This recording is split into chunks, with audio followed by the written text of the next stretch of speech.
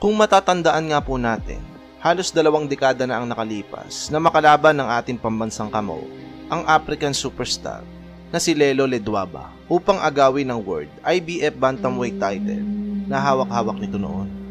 Noong mga panahon na iyan, ay ito ang unang pagkakataon na lalaban sa bansang Amerika ang noon ay prospect pa lamang at bagito na si Manny Pacquiao.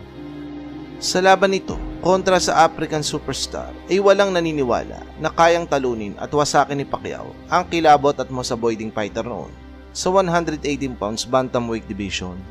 Ang sinasabing boksingerong mayroong malabatong mga kamao kaya binansag ang the hands of stone. Sino ba naman ang hindi kakabahan at matatakot sa Afrikano na ito? Sa 15 unang laban nga po kasi nito sa pro boxing ay 3 lamang po ang maswerteng nakatawid sa final decision. Lahat po ito ay tinapos sa brutal at walang awang knockout wins mga idol. Dahil nga po sa lakas noon ng the hands of stone ng Africa ay halos iwasan na ito ng mga top contender noon sa bantamweights.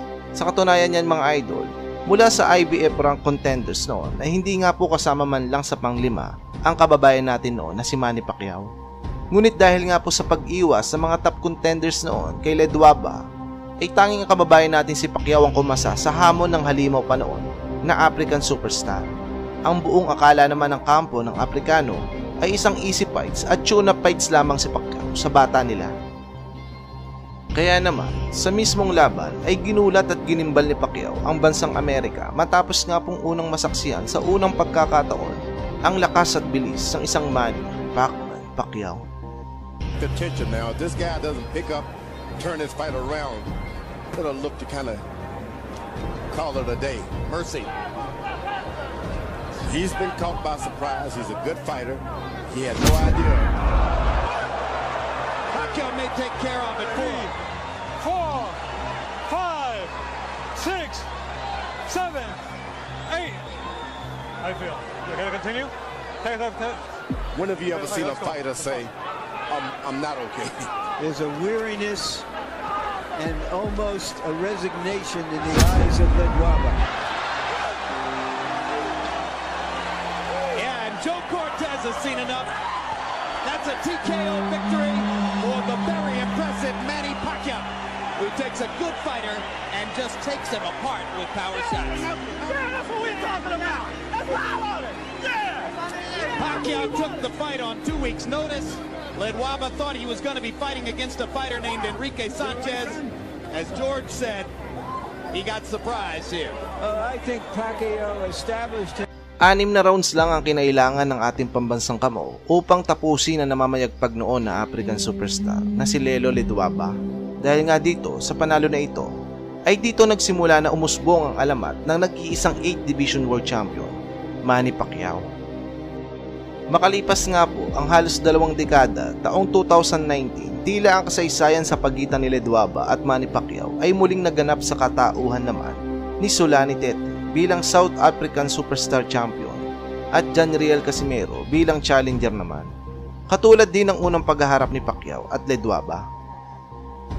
Sa mga di po nakakaalam, si Solani Tete po noon ay literal ding iniiwasan sa 118 pounds bantamweight division dahil meron din po itong malahan soft stone na mga kamao tulad ng kay Ledwaba. Sa katunayan niya, si Solani Tete po ang may hawak ng record ng may pinakamabilis na knockout win sa isang title match na nagtala lamang po ng 11 segundo upang tapusin nito ang kalaban nito.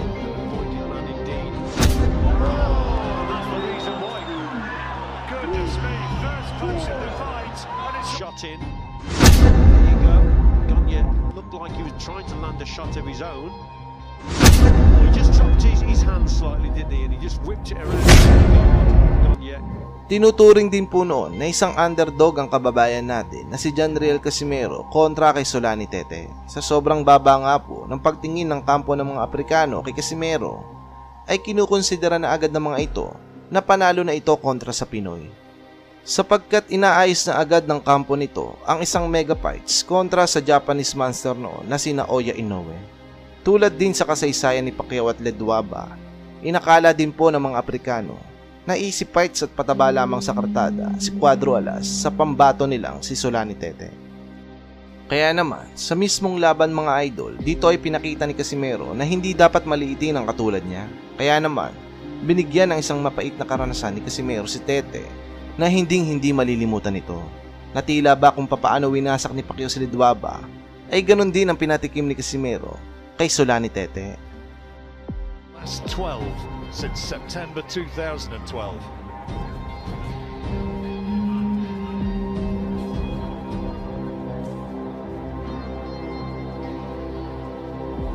Finish him! Oh, Casimero got him! He's got him with a bot now, he's getting it, he's got him with a body shot. What's this? On the chin it was, it was a short right hook to the chin.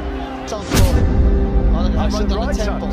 Right on the temple, right shoulder, right hook, right on the temple. And he does it again, doubles it up again, but the first one did all the damage. He jumps in with a body shot, which initially I thought was what had done it, and then he lands with two right hands to...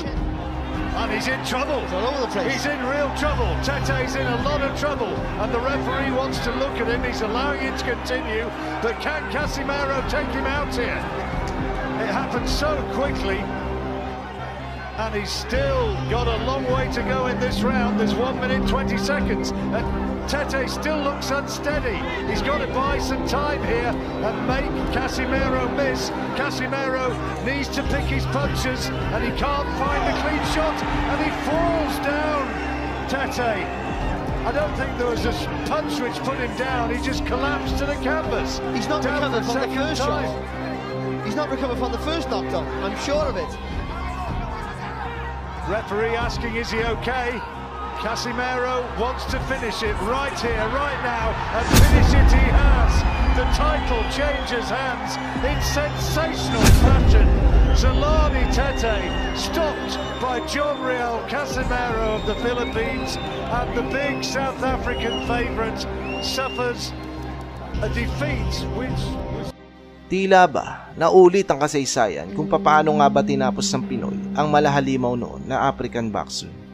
Sa mga di rin po nakakaalam, ang mismong nagsanay at nagpalakas mismo kay Tete noong kasagsagan ng tagumpay nito ay walang iba kundi si Lelo Ledwaba.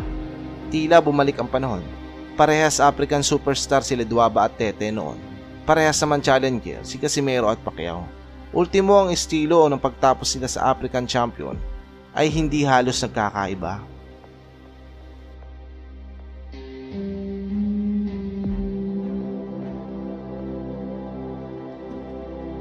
Matapos ngang talunin at wasakin ni Casimero ang nuknukan ng yabang, gulang at daya na Thai boxer na si Amnat Rueng taong 2016.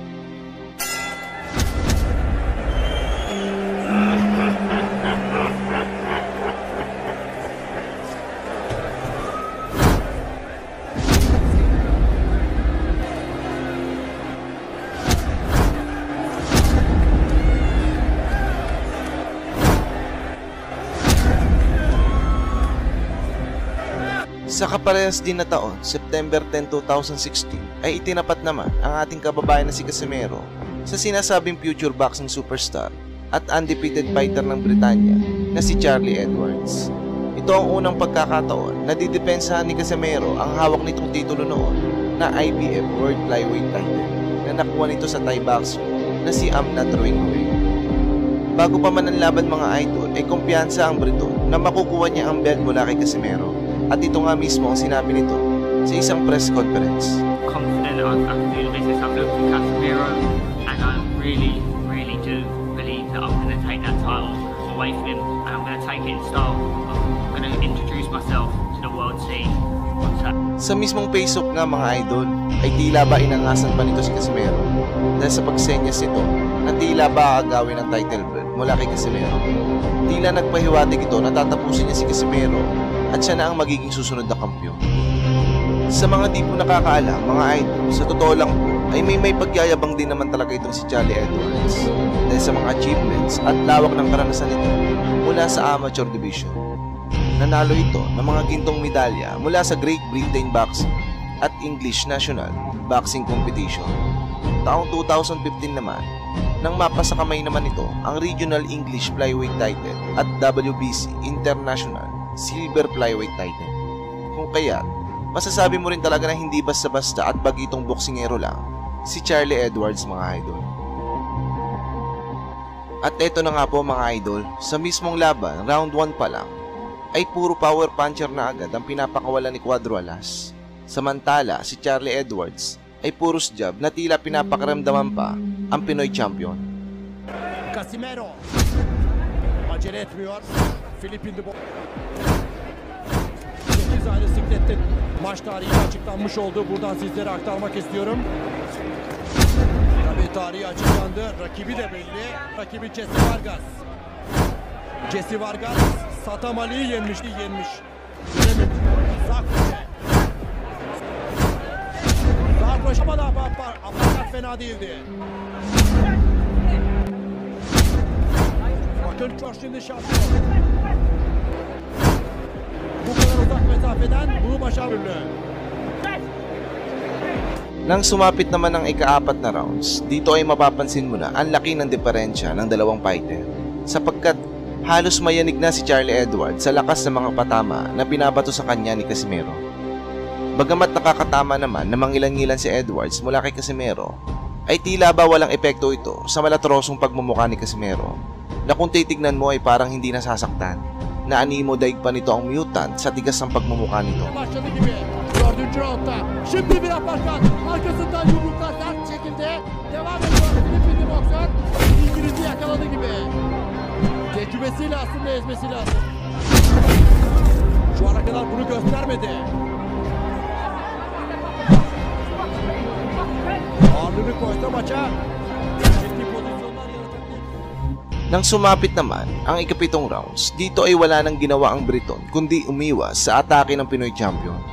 Matapos nga nitong matikman ang malalakas sa patama sa kanya ni Casimero, tila natakot na itong sumabay at baka nga naman tamaan pa ng ligaw na kamao. Kaya naman, halos lahat ng pag-ilag at pagyakap ay ginawa na nito upang makatakas sa humahabol sa kanyang gutom na layon.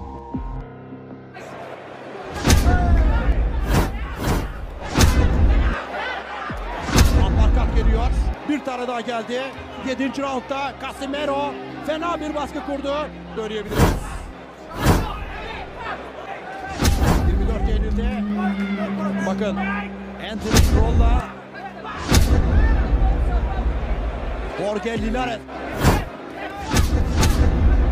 koşudan kaçtı Charlie Edwards. Nang sumapit naman ang ika-10 rounds, dito ay nakipagsabayan na si Edwards. Dala ang pag-asang mapatumba ang mabangis na si Casimero. Dahil alam na nito na kung matatapos ang laban sa decision, ay dihadong-dihado na siya kay Casimero sa puntos. Ngunit ang desisyon pa lang iyon ang pinakamasaklap na naisip ng kampo ng Briton sapagkat matapos nga makipagsabayan ni Charlie Edwards kay Casimero, dito ay tumama ang isang malakas na counter left hook na tuluyan na nga nagpabaksak sa pambato ng Britanya.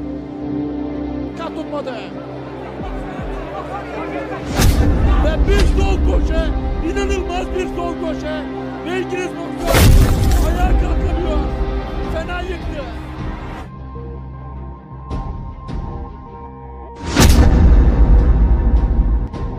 Fatality. Ve İngiliz boksör ayağa kalkamıyor. Fena yıktı.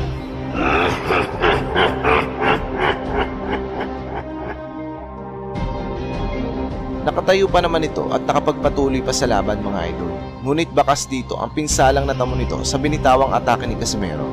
Kaya ang resulta, mas pinili na lang ng third man in the ring na itigil na ang laban upang maiwasan ang mas malalang pinsala na pwedeng abutin ng Briton mula kay Casimero. Matapos ang ekspresibong panalo na iyon, ay agaran naman binitawan ni Cuadro Alas ang titulo upang umakyat pa sa mas mataas sa timbang sa junior bantamweight. Mula naman kay Charlie Edwards, tila marami itong natutunan sa pagkatalo mula kay Casimero. Bagkus na panghinaan na ito ng loob sa boxing, ay ginawa niyang inspirasyon ang pagkatalo kay Casimero kung kaya't nakuha din ito ang pinapangarap na maging isang world champion. Naging maganda rin ang daloy ng karir nito dahil sunod-sunod ang naging panalo nito sa kanyang kartada. Sa isang interview nga dito ay nasabi nga nito na kung bakit mas naging magaling siyang boksingero, ito ay dahil sa mga natutunan niya sa naging laban nila ng angas ng Pinas. Kung nagustuhan mo ang video natin ngayon mga idol, ako po ay humihingi ng konting suporta upang ako ay inyo pong isubscribe. Salamat po. Mabuhay po kayo.